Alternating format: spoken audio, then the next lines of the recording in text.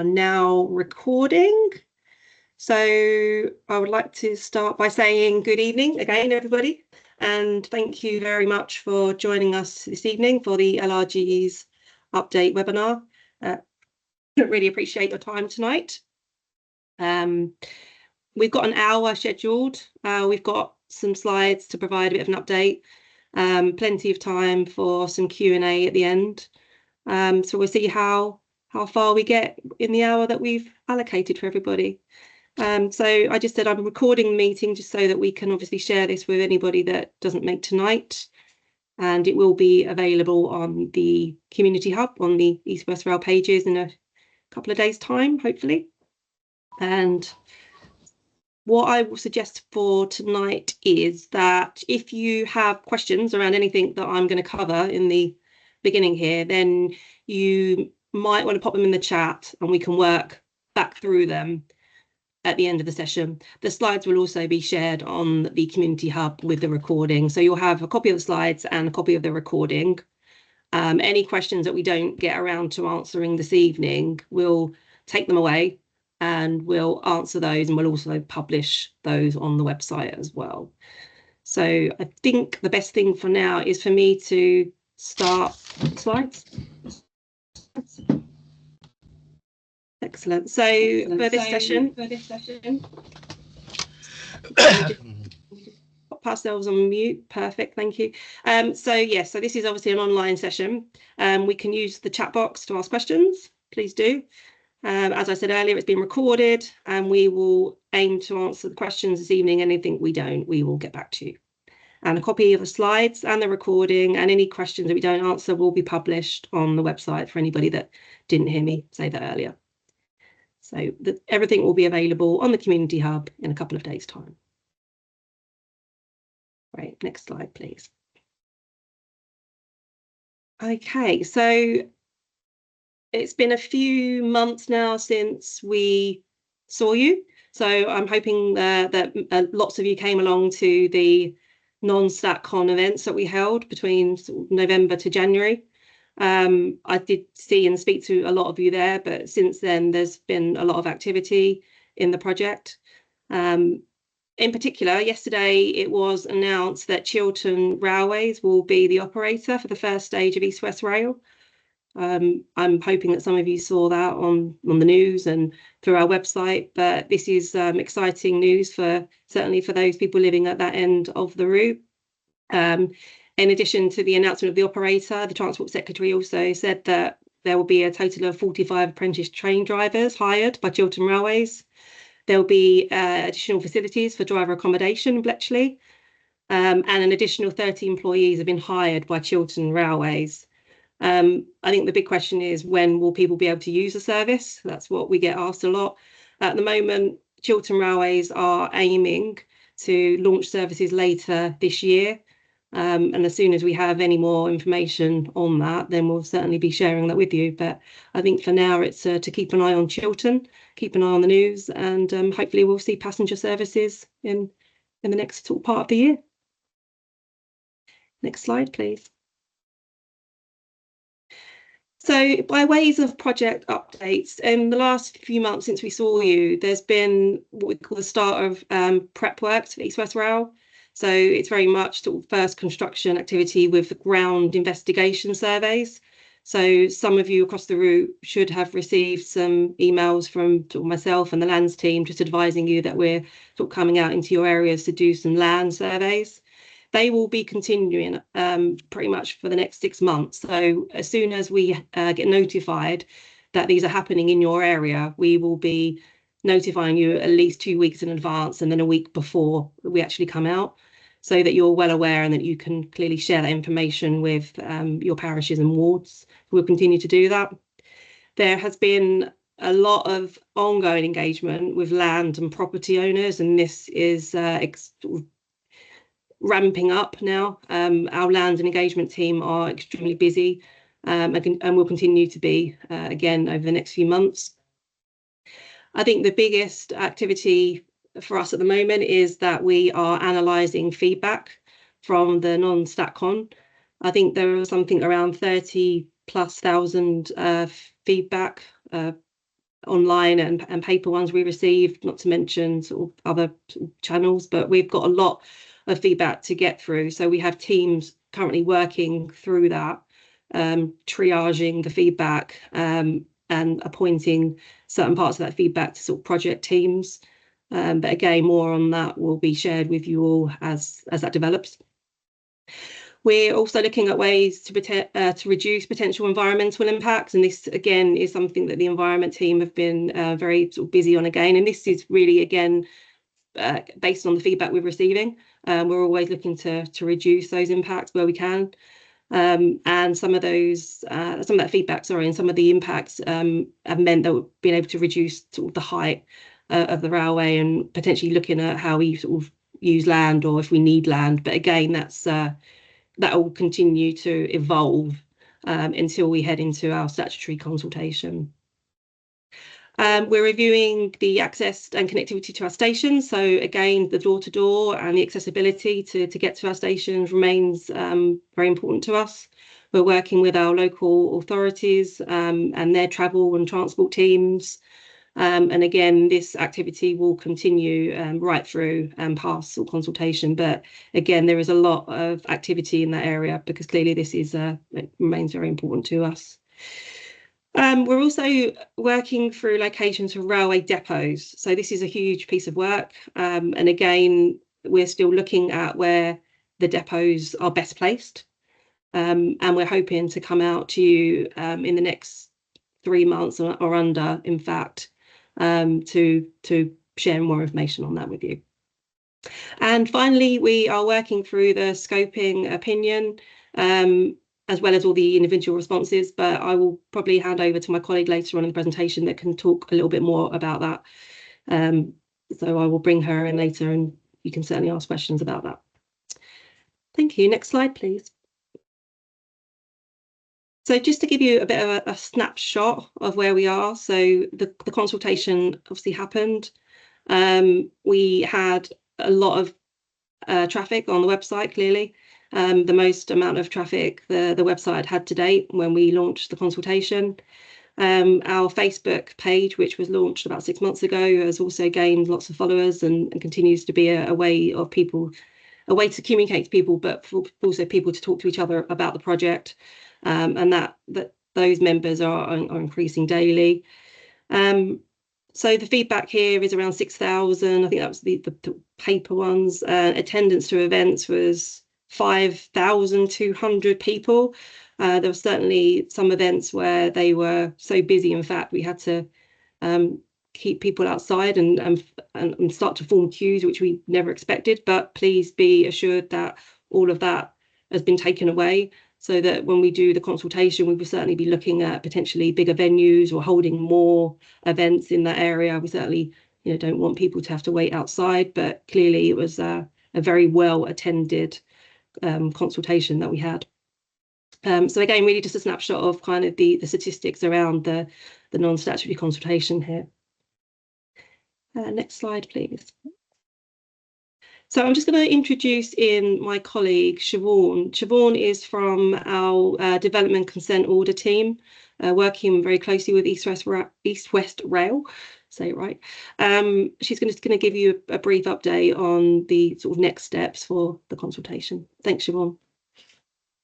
Thank you, Sarah. Hello, everybody, and thank you for joining the call.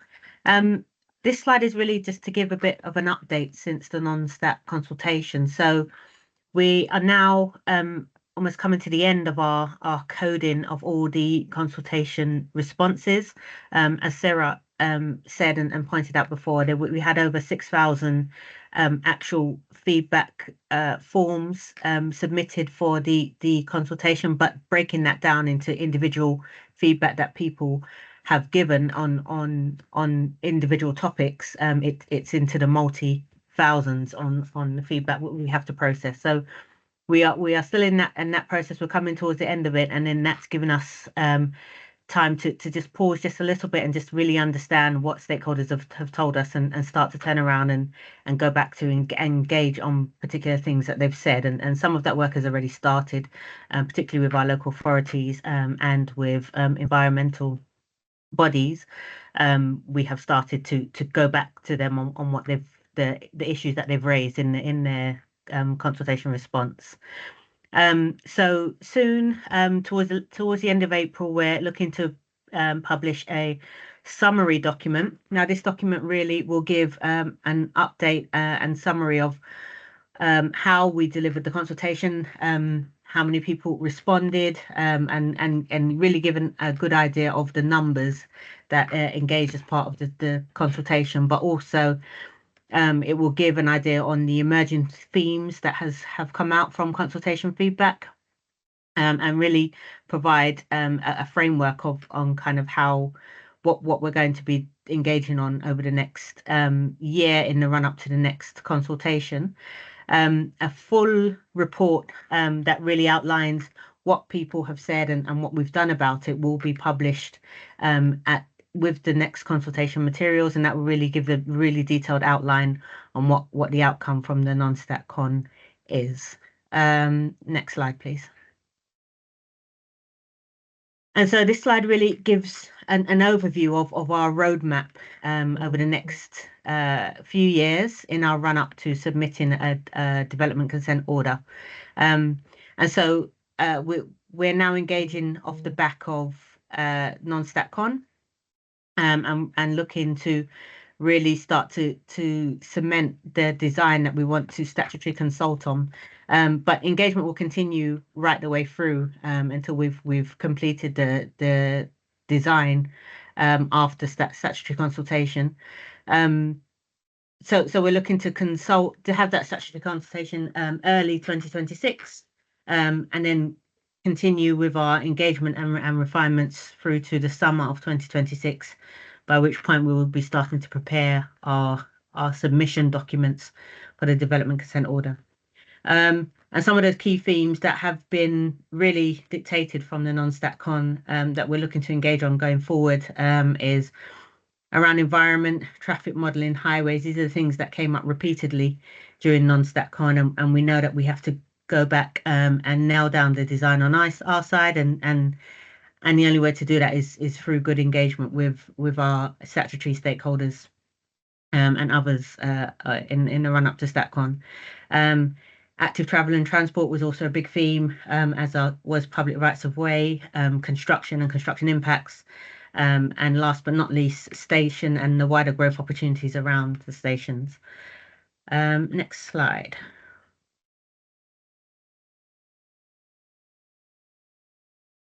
Back to Sarah. Lovely, thanks, Siobhan. So really just wanted to share that clearly in the last few months there has been quite a shift in awareness of the project in particular. There's clearly been quite a lot of support from government and in sort of the previous budget, but again we're very much looking at how we can continue to develop our plans on engagement really, and this means that how we work with the communities and the businesses, and really how we bring you along on that journey right through to the consultation itself. So at the moment, there is a lot of work with reviewing the feedback, but there's also a lot of work going on in how we do engage with you, how we can sort of bring even more engagement and what we can do and what good engagement looks like. So again, we will be sort of sharing that with you very soon, but it was just to kind of note that we are aware that there's no such thing as sort of too much engagement. So we certainly want to keep coming out and keep talking to you. We don't want there to be a void in between sort of now and if the consultation happens next year. Clearly we're planning to go to consultation next year, but we still need to wait for the Department for Transport to give us the green light on that. Thank you. Next slide, please. So we touched upon this earlier, but at this stage now with our engagement plans, there are a few topics that we would like to come and clearly talk to you about in your communities. As expected, and we touched on this earlier, there's the sort of environmental mitigation. So again, we really want to draw out from you and your local knowledge and expertise how we can mitigate the impact of the project in your local areas. We've been doing this for a long time already, but again, now we have a design with the red line boundary. It's even more important to come and talk to people to understand that. The landowner engagement, again, I mentioned that earlier, this will continue, and we certainly need to be coming out and talking to anybody that is within that red line boundary. And active travel, again, this continues to be a great interest to us and to all of you.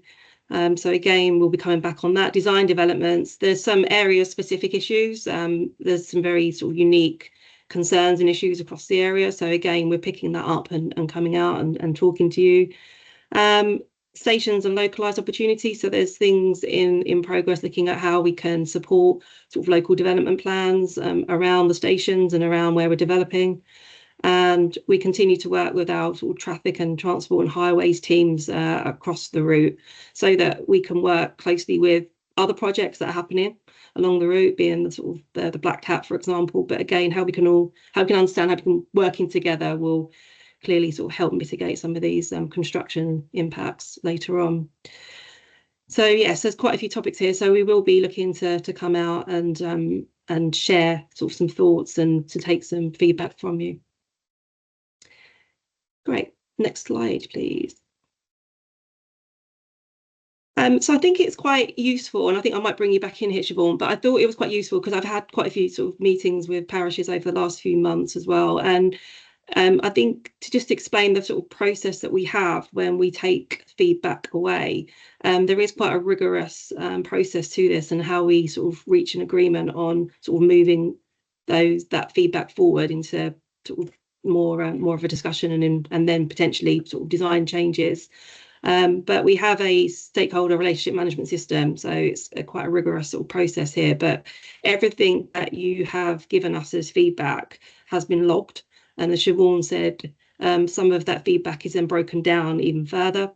But it's really just to sort of reassure, I suppose, that it is all taken away and it is all being looked at. In addition to that, there are workshops happening with local authorities, for example, with our utilities, and we've had some with the LRGs earlier in the year. But again, we're using those forums and those channels to really sort of identify the feedback further and what else needs to be done. Siobhan, I'm going to bring you back in here because if you can just cover off the position statements, that'd be really useful for me. Yeah. Thank you. Yeah. Okay. So as Sarah said, what we are doing is using the feedback from non-StatCon and other engagement to really form a good list and comprehensive overview of what the issues each of our stakeholders have with regards to design, the process, and such. And then we will be using these issues to go back to stakeholders and work through them. And try to whittle down and resolve as many as we can in the run up to our DCO submission. What we then turn our attention to after the statutory consultation is using the issues and any remaining outstanding issues to inform and develop position statements if needed with parish councils. And I say if needed is because if something is resolved and kind of addressed and we've moved on with it, there's not a real need to kind of create a position statement. But these position statement is very much an agreed document with our councillors, and so if it's felt that it's needed to stay on there, then we're happy to stay on it, to keep it on there. And then our position statements will then be used to identify our potential main issues for examination, and these things will be entered into part of the DCO the DCO documents, and we entered into the examination for the planning inspectorate to see. I should also mention that the overall DCO process is something that we are developing materials on to roll out to all of our stakeholders so that there's a real thorough understanding of the DCO process, what goes into it, where stakeholders have opportunity to make representations and input into the process. And so we will be rolling out a series of information on that to make sure that you're prepared and understand the process, and you're more than welcome to ask any questions you like to make sure that you've understood it on your side. Thanks, Siobhan. Next slide, please. Okay, so it brings us to the LRGs update. Next slide. There is a hand raised. There is a hand raise. Should we continue, or would you like to? Is that you? Is that Ben? Can I see Ben? Yeah, Hi, yeah. Ben. It was with relation to that last slide. It said issue trackers will be used to inform and develop position statements where needed with parish councils. What about those of us who are in unparished areas, please? So we will be working through all of our stakeholders with the issues that they've raised. I think it's when we look at the guidance on this, it says about kind of make sure you're tracking issues and following through and raising statements or with statutory stakeholders. And I think it's on a project by project basis on how far we go with that. So I think if we're working on issues with stakeholders that are making great representations, raising good issues, I think as at the point we get to that stage, we kind of look at what's feasible, what's reliable, what's a good representation to make as part of those statements. If you're not a parish council and we've been tracking issues with you, there's no reason why you can't also be kind of having a formal representation as part of our DCO process. And we can agree that when the time comes. So it's not solely strictly bounded to parish councils. We can, if we've been tracking issues with you, then it's absolutely fine for us to turn those into statements if they're relevant to if the issues raised are relevant to the project. I'm worried there that you're privileging parished areas over unparished areas, though. We're focusing on statutory stakeholders that are directly affected by the scheme. Yeah, but presumably Bedford Borough Council would count as such in Bedford Town. Yeah, absolutely. So I've updated this slide because we're talking to parish councils in this webinar, but absolutely we are having we're having agreements, we're tracking issues with all of our statutory stakeholders. That includes local authorities, that includes utilities, that includes ambulance and blue light services, that includes the full list of our statutory stakeholders.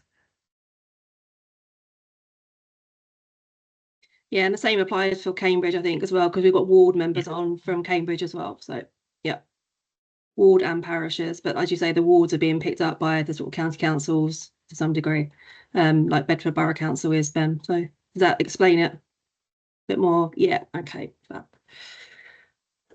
Okay, LRG update then.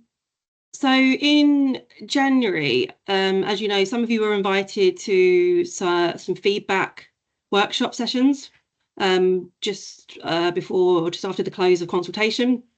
The reason being that we've now sort of redesigned or sort of changed the LRG programme is that now we have the red line boundary, which is the sort of design before the DCO. We now can actually identify who becomes a statutory consultee under that sort of premise. So we have decided to look at forming the groups as per the design of the route. So there'll be 8 groups essentially, which stretch from east to west. But those groups are focused very much on parishes and wards that fall within the red line boundary or intersecting.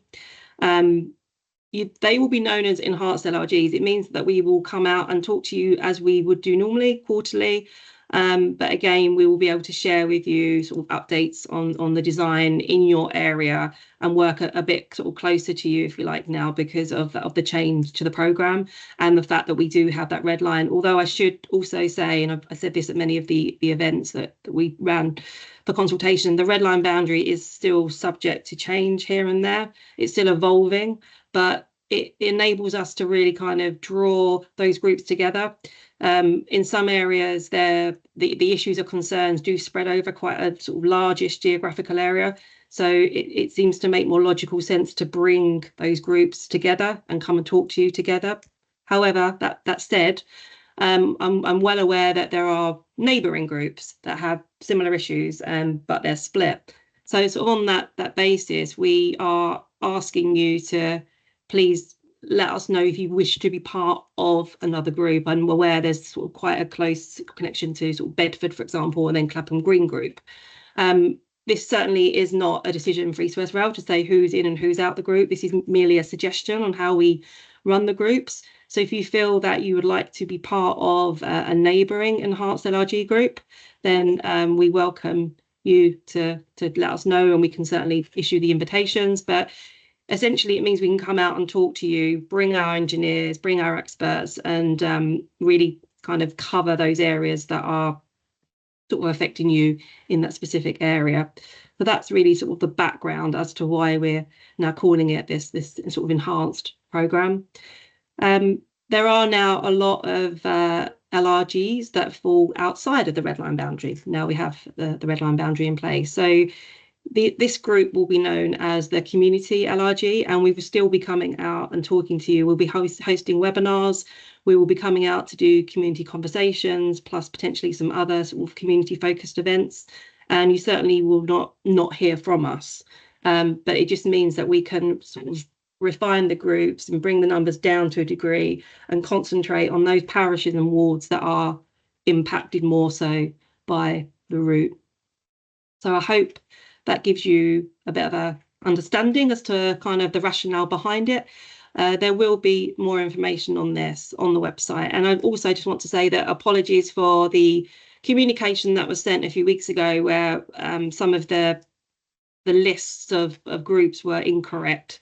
I can only apologise. I'm only human. I do make mistakes from time to time, and I can own them. But we are very much working through the list. We're using GIS mapping data. So we're very confident that we now have the correct parishes and wards that fall into those boundaries. But again, very open to hearing from you once they're published and you can see what that looks like. This is all for fine tuning and refinement as we go. Next slide, please. So to give you a very rough idea, this is our route and this is the red line boundary. And then you can see in the boxes of how we've actually divided up the enhanced LRGs to the community LRGs. We will have more maps available on the website very soon, which actually sort of hone in on those boxes and will clearly identify those parishes and wards that are collected within the enhanced LRGs. But it really is to give you an idea of how the red line boundary looks and how it is quite geographically sort of spread. And as I said earlier, there will be changes to this as we go along. But this is what we're working with through to consultation. Okay, next slide, please.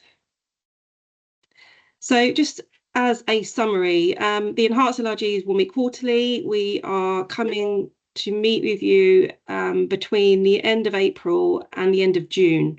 So you will be receiving invitations from us early next week. We are looking at, well, we've secured a few venues already, but we've been working away in the background to get your sort of local parish halls and community centres. So we will be coming out in person between the end of April and around mid-June. There are some local elections happening across the route, so we have taken that into account. So we'll be, the schedule will reflect that. So nobody will sort of miss out on a meeting. And as I said, we'll be issuing invitations next week to those. And just again on the community LRG, so we will be hosting, it's not just two, there's two planned, but we certainly will be having more. As soon as we've got project updates and information to share, we'll certainly be scheduling webinars to do that. And the community conversations will be happening. Our colleagues within the business are now looking at how we can come out and what certainly we can talk to you about in the next few months. So there will be ample opportunity to meet with East West Rail. For anybody that was in the old style of LRG, there will certainly be ample opportunity to come and talk to us in the new format of LRG. Next slide, please. I just wanted to touch base on our communities work stream. So for anybody that has come along to any of the consultation events, we do have a community work stream within the business that looks at community groups, for example, rail partnerships, and anything that's very community led.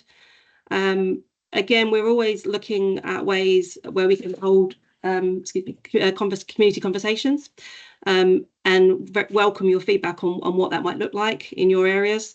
We have the newsletter. So again, anybody that's not registered for a newsletter, I would recommend that you sign up for that. And if you're on social media and you follow social media, then there'll be more information on that activity there as well. I think I've mentioned most of the other thing, but I just wanted to really put a request out really, and to say that if there are any local community groups that you feel haven't been previously engaged with by East West Rail, or that you think would benefit from meeting us or talking to us, then please let us know, and we will hand that over to the communities team, and they will certainly look to come out and talk to those community groups. Okay. I think that might be the last slide. Potentially. Oh no, okay, just a snapshot of what the community hub will look like. So as I said earlier, there will now be 8 groups for the enhanced LRGs. Each group will have its own page. There will be maps on there. There'll be a breakdown of the members of that group. And when meetings are held, there'll be links to the summary notes and recordings if recorded, and any other information. So they'll be very much more centralized now. The information from your previous meetings is all still available. There will be an archive button, so you can still go back and access anything from the last sort of 3 years. It'll all still be available. So the website will be updated in the next sort of few days. So I think by early next week, all the pages will be live, and the recording from tonight and the slides and such will also be available. But again, welcome feedback, please, on that. If you don't think the website works, or if you spot anything that's incorrect, then please let me know, and I will do my best to rectify that for you. Okay, I think that's the last slide. So I think we've had quite a few questions in the chat already. I'm just going to, I think it might be worth me just opening the floor to somebody that wants to put their hand up and maybe read their question out, or has a new question, and then we'll work backwards through the Q&A.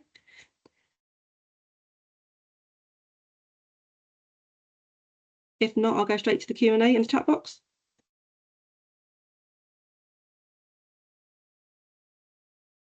Right, so, oh, sorry, someone's got their hand up. Brent.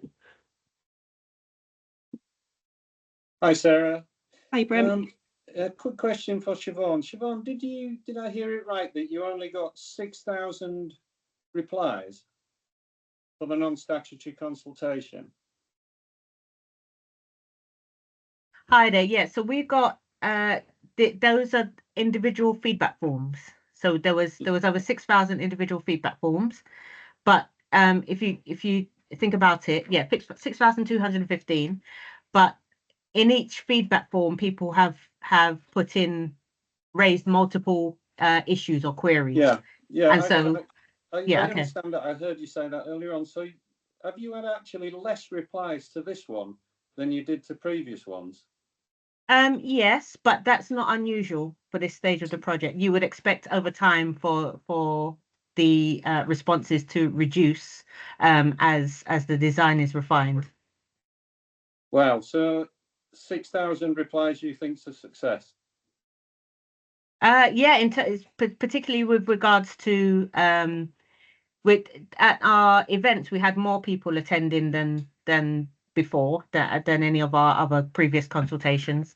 And then I guess what that translates to is the kind of reading and understanding the material, and that's translated into less people than before actually putting in a feedback form.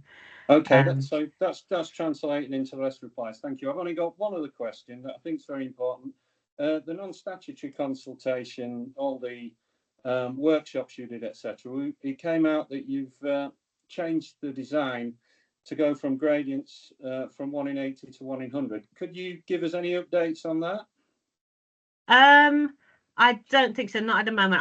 I personally don't know the full detail on that particular comment, but I do know that Is there anyone else on here who can reply to No, that not- tonight then? No, that would be one of the engineers, Brent. Yeah. So if that's been a change that's happened recently, we'll just have to come back to you on that one. So tonight it's literally just an update from myself and Siobhan. But we're coming back. I mean, we're coming out to you in the next 3 months, and we're bringing the engineering guys with us. So we'll be able to address a lot of these questions and the changes that have happened in those meetings. And will you be bringing fresh maps and plans and grading? Yeah, scales? absolutely. Yeah, we'll be bringing our maps, and we'll be bringing anything else, any updates to those maps that we have. I mean, there will be quite a lot of sort of new stuff we're bringing out to you when we do come to the LRG meeting. So, yeah. Okay, thank you. No problem. Any other hands up before I go through the questions? Try and answer some of them here. Right, okay, right. Okay, let's have a look from the top, shall we?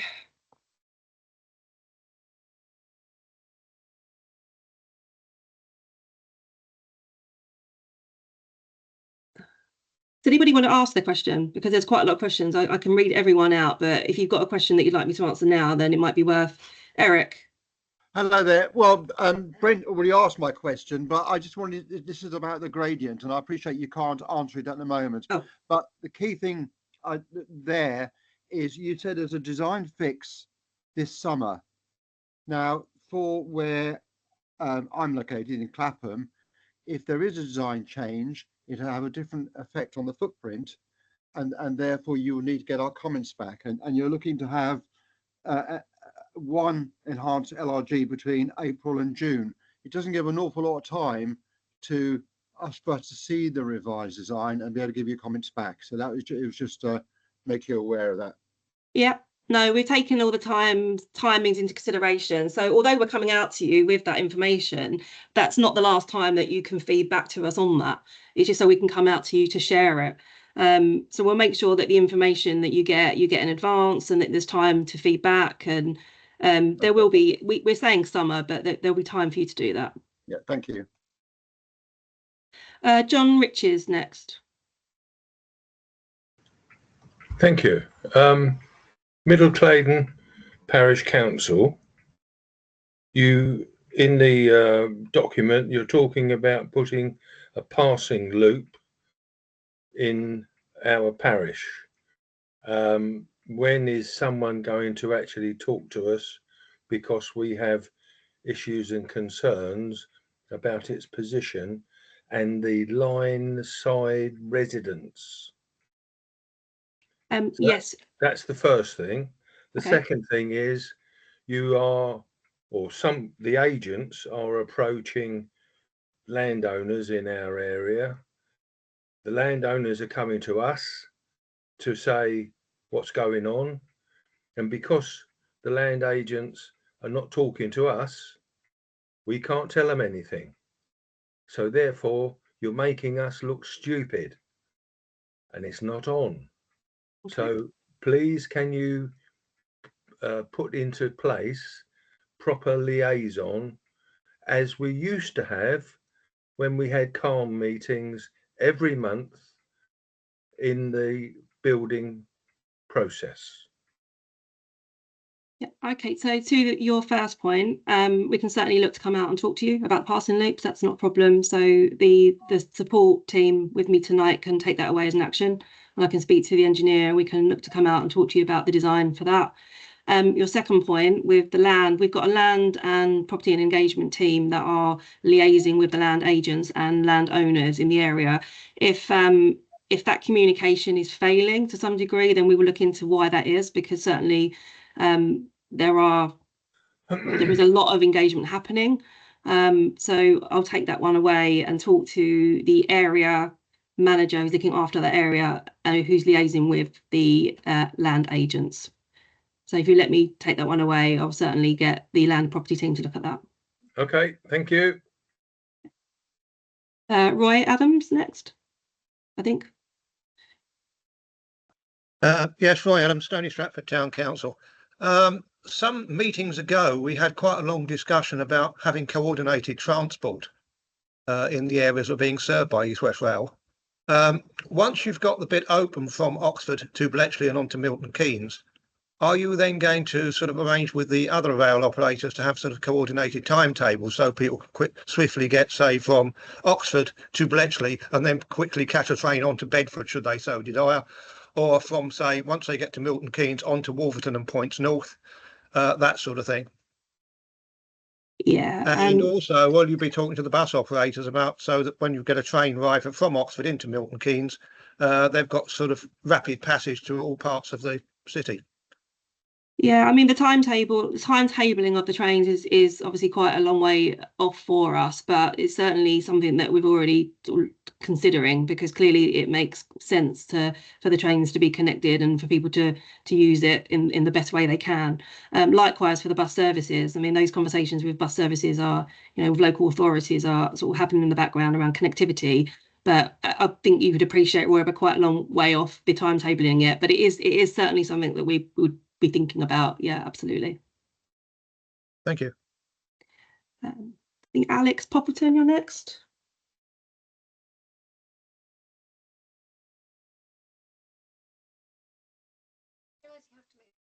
Oh, I think you're on mute, Alex.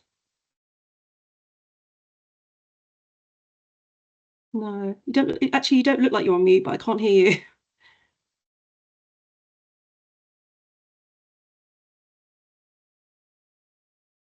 We'll come back to you, Alex, and hopefully you can get your sound back. Dawn Seaward. Yes, thank you. Sorry to those who aren't local to me. I'm from the Bicester area, and it obviously won't affect people in, I don't know, Cambridge way. East West Rail still seem keen to close the level crossing at London Road in Bicester, with little concern about the impact that it's going to have on the local traffic. Given the chaos that we've had caused around the town over the last few days, because London Road was closed due to Thames water, how can East West Rail still say that it will have little impact? We've had the M40 closed as well yesterday, and the town was gridlocked pretty much all day. And if that's what we can expect with London Road closed, one incident could then gridlock the town again. So how can that be going ahead? Thanks, Dawn. Yeah, I mean the Bicester Road level crossing is obviously an area which is being considerably looked at by the business and by the design team around the optionality there. In terms of impact, so what's happened this week, certainly our assessment team will factor that into the thinking. But at the moment, that is something that is still being very much looked at and considered. As you'd appreciate, Bicester Road has had quite a lot of quite a lot of heat, quite a lot of negativity for all the reasons you've just said. So since the consultation, all of that has been sort of taken away, and there is a team of people still looking at that. I don't have any updates on that, Dawn, because it is very much with the business to sort of consider. But in terms of what's happened this week, it would be something that they would look at, and obviously that factor that in terms of what else could impact the closures. Sorry, that's probably not the answer that you wanted, but we don't have anything else on the outcome of the decision for Bicester at the moment, I'm afraid. Alex, you popped your question in the chat, didn't you? So let's go back to it and answer you.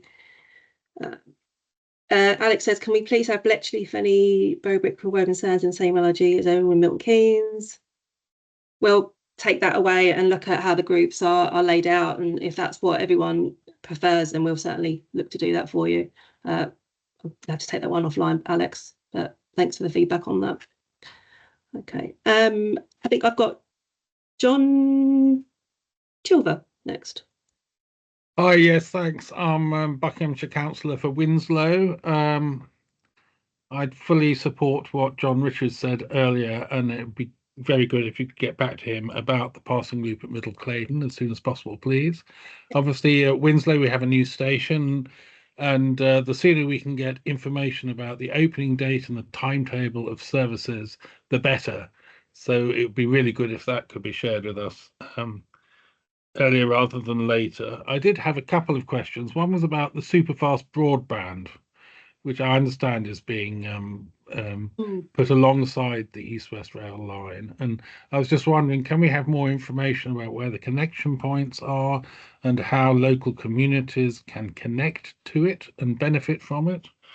And the second question I had was about the Aylesbury Arm, because the map you showed of the red lines seemed to show half of the Aylesbury line going south from Claydon Junction, about as far as Great Moor, as far as I could see, the landfill site there. So I'm just wondering why you included it, because there are no agreed services yet, and what are you doing in order to lobby the government and anybody else who could make a decision about the importance of the Aylesbury Arm, which I think we all in the area want to see delivered. Yeah, so to answer your second question, I think around the passing loops I've noted, around the super fast broadband, really good question, and I don't know yet actually the answer to that, and I don't know how far we've got with it, but I think I'm going to take that one away, because I think that'd be a really great topic to come back out to when we come out and see you in person, because it is a great news story and it'd be great for the communities along the way, but how they plan that in alongside the route itself and all of these utility planning that has to come with that, I have absolutely no idea, but I'll take that one away, because I think that'd be a great topic to come back and talk to you on. Okay, great. Thanks very much. And as for the Aylesbury spur, or the Aylesbury, I think it remains within our plans, because it's been very much there since the sort of preferred route. I think it's been lobbied, by your sort of local MPs in the past, and I know that there's a lot of support for that. It all comes down to clearly the funding for these things, but I think at the moment it's all going to be sat very much with DFT in terms, and also there has been feedback around that in the consultation.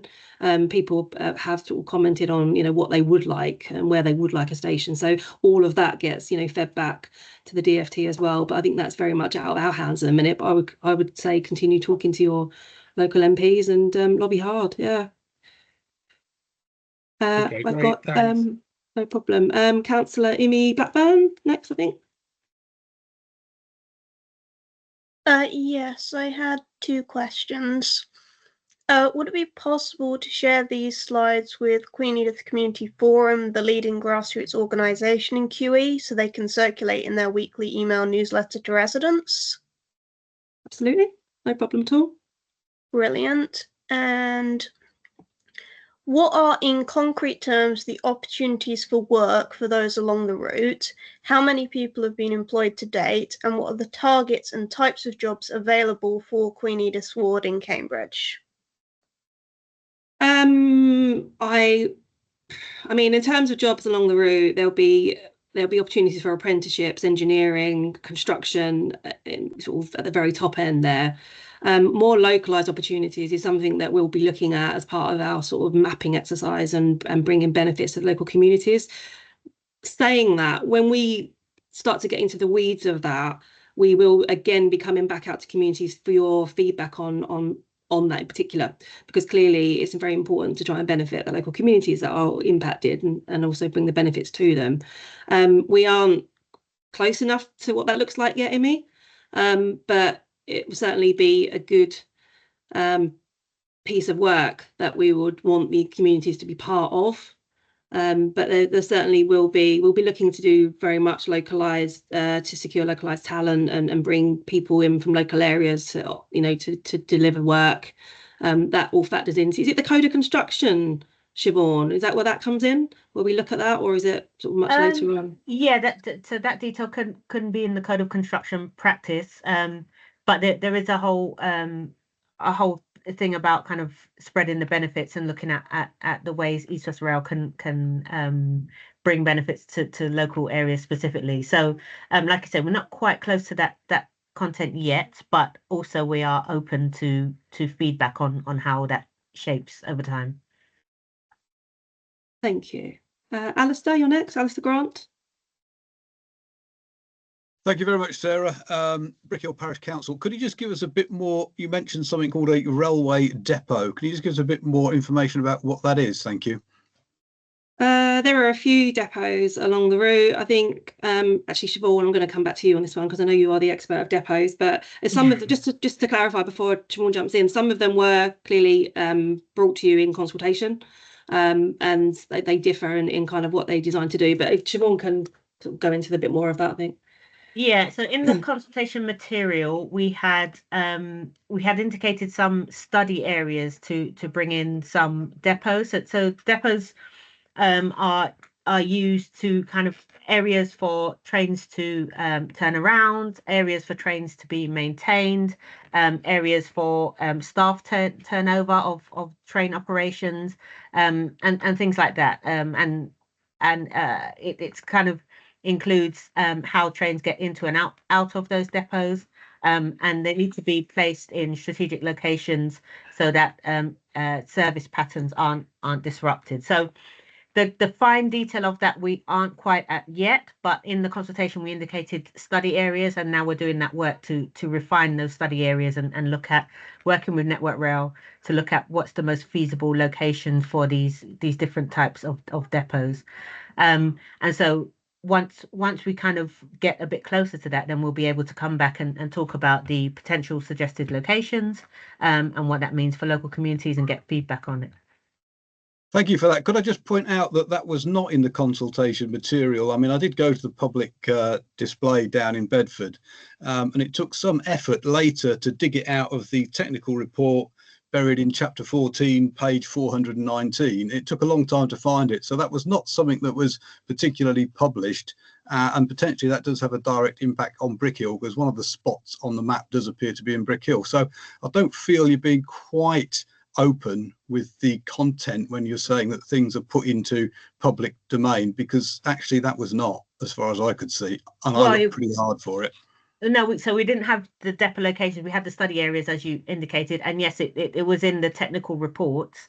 I mean, those technical reports were published as part of the consultation, and as you know, those technical reports were very big. There's a lot of ground to cover. So I wouldn't say that it was buried. It's in the document that was made public, and people are at leisure to go through that document. But yeah, I take the point that those documents were hefty. It had a lot of material, and so we are looking to go back to what we published there, use those study areas as a place to refine with Network Rail on what eventual depot locations are feasible for the project. Yeah, and just to add to that, Alistair, we got as much in the consultation as we could, given the timeline we were given. So we were notified by the Department of Transport to go to consultation. We had to produce documents. There was still quite a bit that wasn't ready to be shared, that we couldn't share. But everything will be coming through over the next few months, and then we've got the consultation. In fact, yesterday we spoke with our colleagues at DFT, and they're very much in support of us bringing more information to you ahead of consultation. So whereas in the past we've had to wait for consultation to share anything, this time, leading to the next consultation, we actually will be bringing more information to you. So it's not an excuse, and it wasn't buried. It was just that we had a certain amount of time to get everything ready and get out. That's why it is in the technical report and not in the other documents. Yeah, thank you for that. I mean, it's just closing off on this. I mean, I think it's important to realise that something like that actually does have a big impact on communities. Absolutely. So yeah. The technical report contains a load of stuff that does not have any impact on communities, but things like that actually do. So I think it's a question of prioritising. Otherwise, you do look disingenuous, which I'm sure you're not meaning to do. Okay. But honestly, not trying to. Thanks for that. No problem. There was another hand up. David Newman. Hello. Yes, a different sort of question. Are you thinking of doing anything for Rail 200? There will still be people alive who travelled on the old Oxford to Cambridge line, and you could bring them together with young people and others looking at what they'll do on the new one. Oh, that's a lovely idea, and I feel like I just want to close on that because it's just so nice. But we've got a few minutes, so I won't do that. No, it's a very nice suggestion, and I think that's a lovely thing to do. We'll have to think about how we do that. I'm aware I haven't got to any of the questions in the chat because I think a lot of them are one of the same, but I am going to get to them. and I will respond to them when we send the slides out and the link to the webinar. But we've still got a few more minutes, so I'm going to encourage anybody else to fire away or read one of your questions out. Peter, you haven't asked me a question tonight, and I'm feeling quite surprised by that. I feel like you've got a question coming. There must be. Well, I have put a question in the chat about local opportunity plans around new stations, and saying, is there any realistic chance that at the level of parishes we could be involved in the development of that? I mean, I put this question to the cabinet in South Cambs, and because they're interested obviously in working with you on the development of that.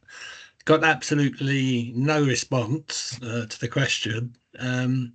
I just, it's very good you're going to, if I've understood it, you're going to be coming out much more to talk at the level of parishes, because particularly something like the Camborne station, that impacts directly on Ellsworth Parish, Knapwell Parish, over and above virtually anywhere else. And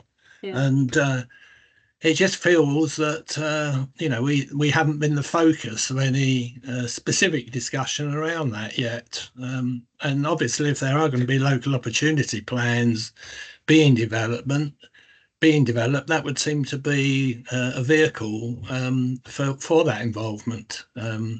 Otherwise, we'd very much like to invite you and colleagues to come and visit our parishes and meet with us.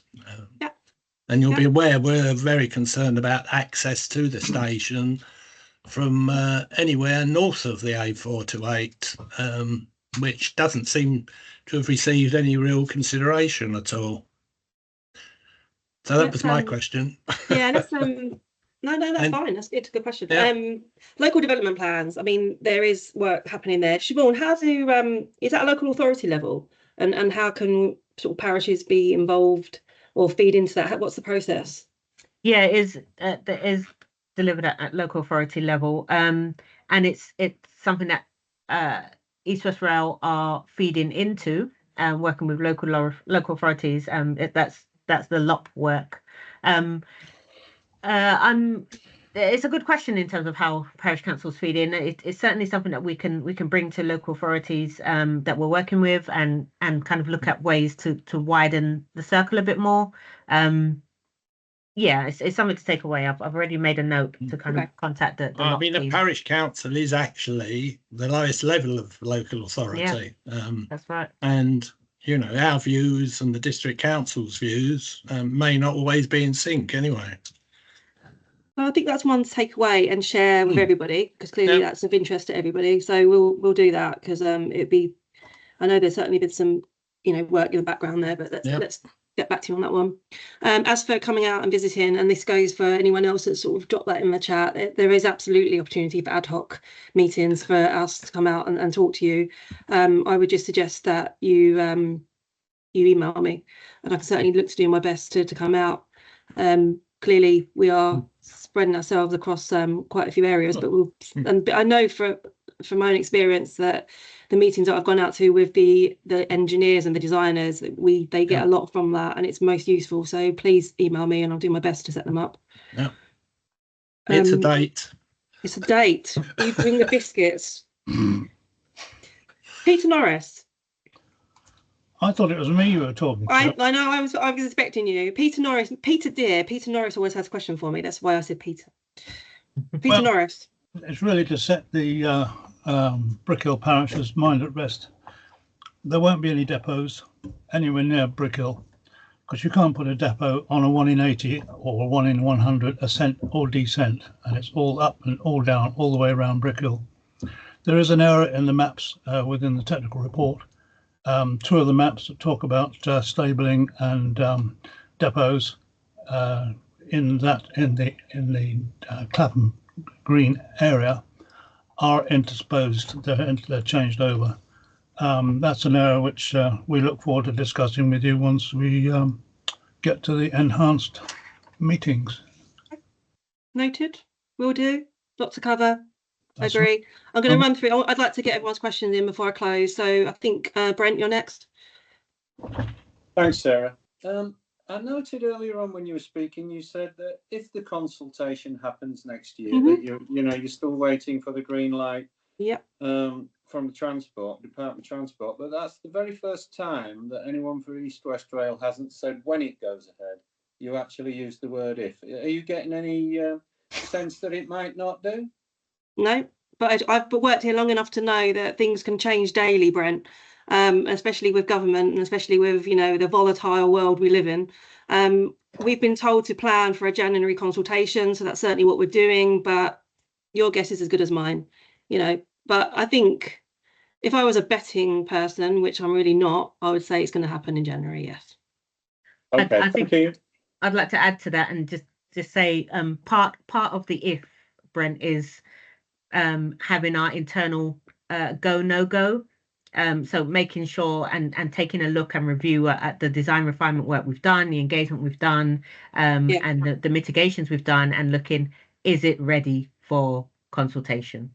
Is it got to a complete enough stage that we can consult on it? And if the answer is no, then we'll have to just look at revising the timeline and making sure we do what we need to do to get it right in order to come out and consult. That sounds very much as if you're saying that there's going to be a longer delay. It was initially the statutory consultation was going to be the end of this year. It moved to next year. Are you saying it's sounding like it could be even further forward? It could be another year on. What I'm saying is that the dates we've indicated are not fixed, and they're very much dictated by whether we've got the design right, whether we've got engagement right, whether the government are ready at that stage to come out and consult. And just to clarify, Brent, the delay wasn't us this last year, it was a change to government. Yeah. So it wasn't our delay, it was the fact that we had an election. So I think that highlights the point that there's other factors at play. Yes. And so we give indications and try to work towards them the best we can. What I'm saying is you two are very well placed to get a flavour of what's going on. Do you think there'll be a delay? You can't. It's impossible to answer It's that. really And impossible. I'm not being vague. I'm actually, there are so many balls in the air at the moment. With a project like this, it's so involved and so intricate that it would be impossible to say either way. But all I can say again, just to close on that, because I want to get around to everybody else, is that we are planning for a 2026 consultation. So that's what we're doing. Okay, it's just that there are so many people who've been hanging on for so many years. I know. Yeah, and we want it to. On and on and on. Yeah. 6 years, and Yeah. we're still at this early stage. It's anyway. Yeah. I'll leave that with you. Thank you. We feel the pain, and we would have liked this to have been quicker too, but it's out of our Not hands. as much as we do. Not as much. I know. Thank you. Thanks, Brent. Sorry, John, you've been very patient there. It's all right. It was just picking up from what Peter Deere said. I attended the second of the workshops on the local plan at the South Cambs District Council, which all the local parishes were invited to, but not all attended. Although the district councillor for Papworth and Ellsworth was there, made comments about the proximity of the train station to their villages and that but there was a lot of discussion on the location of the station within a short spread of track that was available to change, and also the impact of rat running through the villages to get access to it, and that was quite heavily raised within the local plan meetings, and the effect of the housing could have on it. Yeah, it continues to be a conversation happening for sure. Yeah. But noted. Thank you, David. You're our final, last but not least, question. Thank you. Will we be getting any further information on freight before the next statutory consultation? What do you need to know about freight? Because everything that we have is out there already to some degree. Oh really? Is it? Okay. Well, we've already established, that we'll be running freight trains. We've established how many that will be. There isn't really anything else on freight currently that we have to share. Including the volumes of freight. Is it two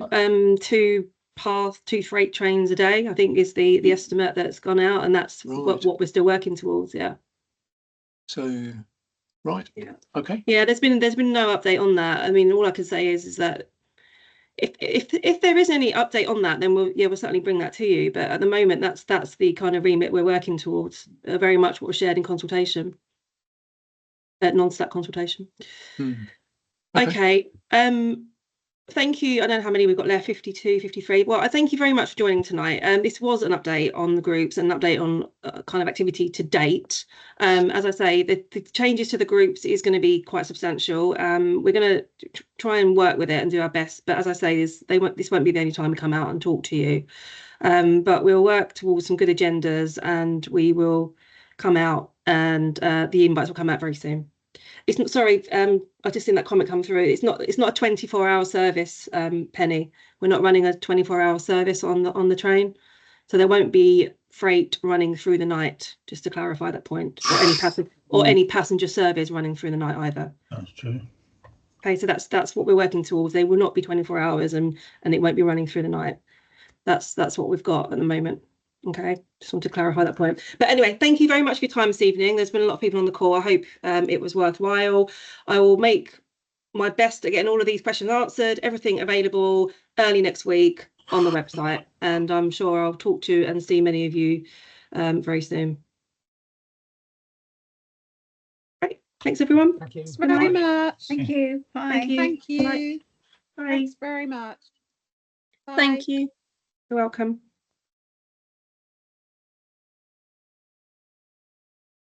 Okay, recording has stopped. Stop transcript, yes.